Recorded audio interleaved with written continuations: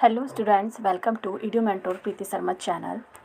अगर मैं आपसे पूछूं कि एग्ज़ाम में अगर 20 मार्क्स का क्वेश्चन आ जाए, man is a political animal, तो क्या आप लिख पाओगे फुल आंसर कॉन्फिडेंटली? आज की वीडियो के बाद आप बिना रटे ये आंसर लिख पाओगे। तो जैसा कि क्वेश्चन है, अरस्तु के अनुसार मनुष्य एक राजनीतिक प्राणी है। इस कथन की व्याख्या एवं समालोचनात्मक विश्लेषण कीजिए। तो इसका प्रस्तावना पढ़ते हैं। पहले, अरिस्टोटल प्राचीन यूनान के प्रमुख यथार्थवादी दार्शनिक थे जिन्होंने राज्य और मनुष्य के संबंध को गहराई से समझाया। उनका प्रसिद्ध कथन है कि मनुष्य एक राजनीतिक प्राणी है। जॉन पॉलिटिकन उनके राजनीतिक दर्शन का मूल आधार है। इसके माध्यम से उन्होंने ये स्थापित किया कि मनुष्य स्वभावतः सामाजिक और राजनीतिक जीवन जीने के लिए बाध्य है तथा राज्य उसकी प्राकृतिक आवश्यकता है। अब देखो स्टूडेंट्स, एरिस्टोटल जो थे वो प्राचीन ग्रीक के एक बहुत बड़े दार्शनिक थे जिन्हें अक्सर पॉलिटिकल साइंस का फादर भी कहा जाता है। उन्होंने अपनी किताब पॉलिटिक्स में एक बहुत फेमस बात कही, man is a political animal. Man is a political animal. अब यहाँ एनिमल का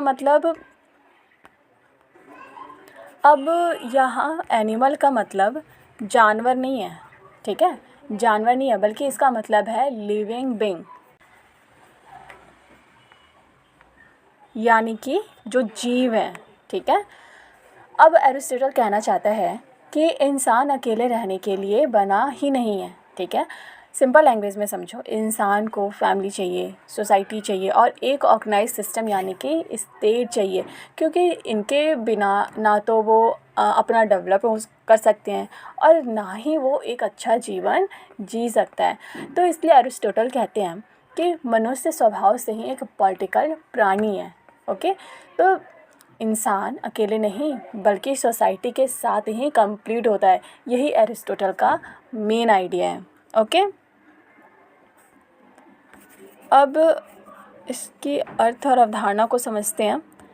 अरस्तु के अनुसार मनुष्य केवल जीवित रहने के लिए नहीं बल्कि एक श्रेष्ठ एवं नैतिक जीवन यानी कि गुड लाइफ प्राप्त करने के लिए राज्य में रहता है। मनुष्य की आवश्यकता उसकी क्षमताओं या उसकी नैतिक विकास सभी समाज और राज्य के भीतर ही पूर्ण होते हैं।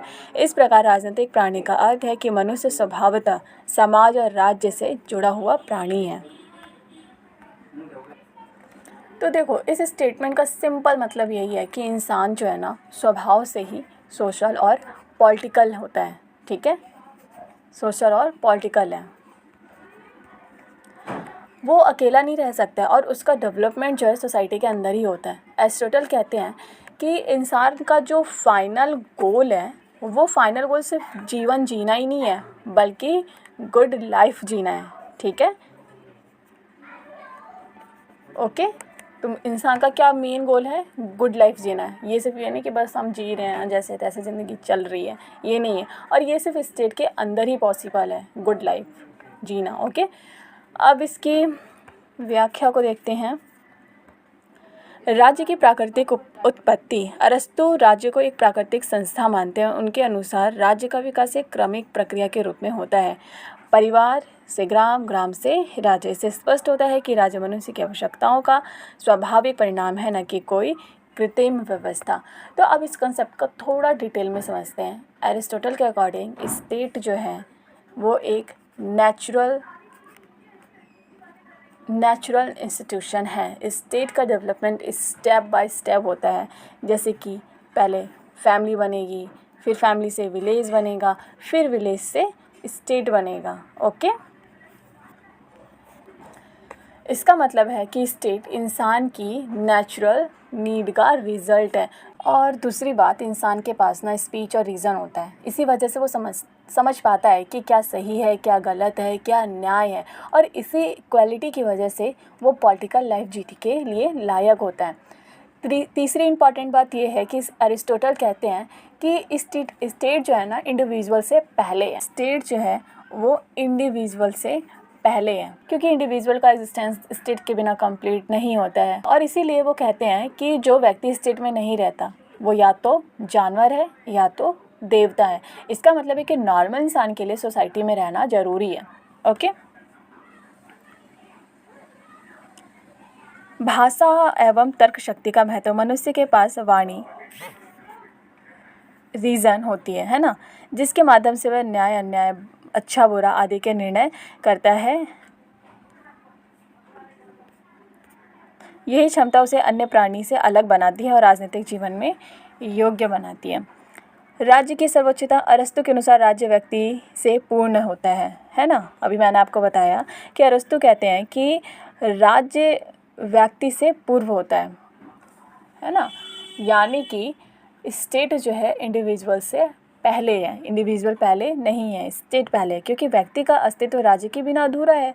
राज्य एक नैतिक संस्था है जो व्यक्ति के सर्वांगीण विकास को संभव बनाता है। अब उत्तम जीवन की प्राप्ति। मनुष्य का अंतिम उद्देश्य केवल जीवन यापन नहीं करना है, बल्कि उत्तम जीवन यानी कि गुड लाइफ, ठीक है, गुड लाइफ जीना है, ठीक है। यह तभी संभव है जब वह एक संगठित राजनीतिक समुदाय का हिस्सा हो। ओके। राज्य से बाहर व्यक्ति का अस्तित्व। अरस्तु का कथन है कि जो व्यक्ति राज्य में नहीं रहता या तो वह पशु है या तो वो देवता है। तो इसका आशय यह है कि सामान्य मनुष्य के लिए सामाजिक एवं राजनीतिक जीवन अनिवार्य है। ओके। अब इसकी क्रिटिकल एनालिसिस क्या है? इसके दो हैं, सकारात्मक पक्ष और नकारात्मक पक्ष। अरस्तु ने मनुष्य के सामाजिक एवं राजनीतिक स्वभाव का यथार्थ चित्रण किया है। उन्होंने राज्य को एक नैतिक संस्था के रूप में प्रस्तुत किया जो केवल शासन नहीं बल्कि व्यक्ति के विकास का माध्यम है। आधुनिक समाजशास्त्र भी इस बात को स्वीकार करता है कि मनुष्य सामाजिक प्राणी है। देखो स्टूडेंट्स, एरिस्टोटल का ना सबसे स्ट्रॉन्ग पॉइंट है कि इंसान जो है वो एक सोशल बीइंग है, ठीक है, सोशल बीइंग है। इसका मतलब क्या है? अब सोशल बीइंग का मतलब क्या है? मतलब कि इंसान अकेले रह के डेवलप कर ही नहीं सकता है। अब एक एग्जांपल से समझते हैं। मान लो एक बच्चा जंगल में अकेला बड़ा हो जाए तो ना उसे लैंग्वेज आएगी, ना वो सही गलत समझ पाएगा और ना ही वो प्रॉपर इंसान जैसा बिहेव करेगा। क्यों? क्योंकि उसे सोसाइटी मिली ही नहीं है ना। तो मेन कॉन्सेप्ट ये है कि सोसाइटी हमें सिखाती है कि कैसे बात करनी है, कैसे रहना है, क्या सही है क्या गलत। मतलब कि हमारा मेंटल मॉरल सोशल डेवलपमेंट सिर्फ सोसाइटी में ही पॉसिबल होता है। तो इस सेंस में एरिस्टोटल बिल्कुल सही है कि मनुष्य का विकास समाज के बिना संभव है ही नहीं। ओके। तो एरिस्टोटल का पॉजिटिव पॉइंट ये है कि उन्होंने सही बताया कि इंसान एक सोशल बीइंग है और उसका पूरा डेवलपमेंट सोसाइटी के अंदर ही होता है, अकेला रहकर नहीं। ओके। चलिए अब हम नेगेटिव पक्ष को पढ़ते हैं।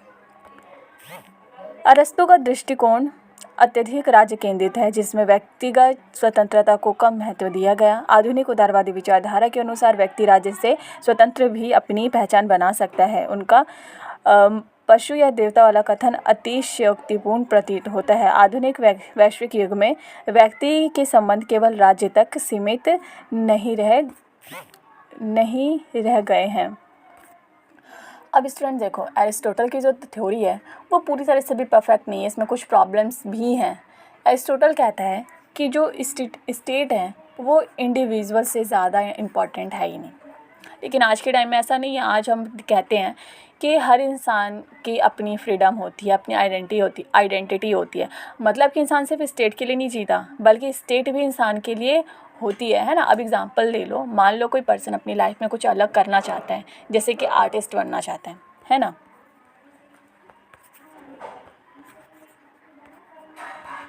अब वो आर्टिस्ट बनना चाहता है, स्टेट उसे फोर्स नहीं कर सकती कि वो सिर्फ सोसाइटी के हिसाब से चले। इसलिए आज के टाइम पे इंडिविजुअल्स फ्रीडम ज़्यादा इम्पॉर्टेंट है, ठीक है। तो एरिस्टोटल का व्यू थोड़ा स्टेट सेंट्रिक है।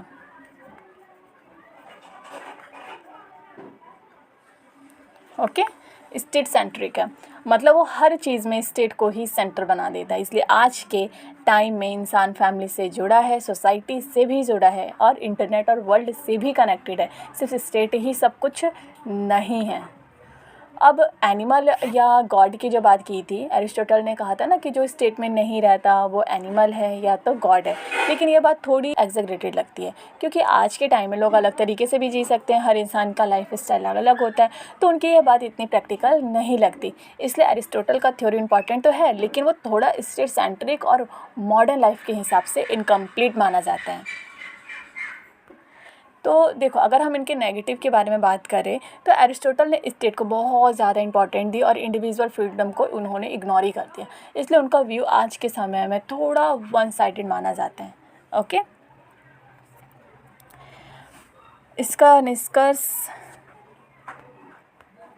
तो देखो, कंक्लूज़न में हम कह सकते हैं कि एरिस्टोटल का पॉलिटिकल एनिमल वाला कॉन्सेप्ट इंसान के सोशल और पॉलिटिकल नेचर को समझने में बहुत इंपॉर्टेंट है, लेकिन आज के टाइम में इसे इंडिविजुअल फ्रीडम के साथ बैलेंस करके समझना चाहिए।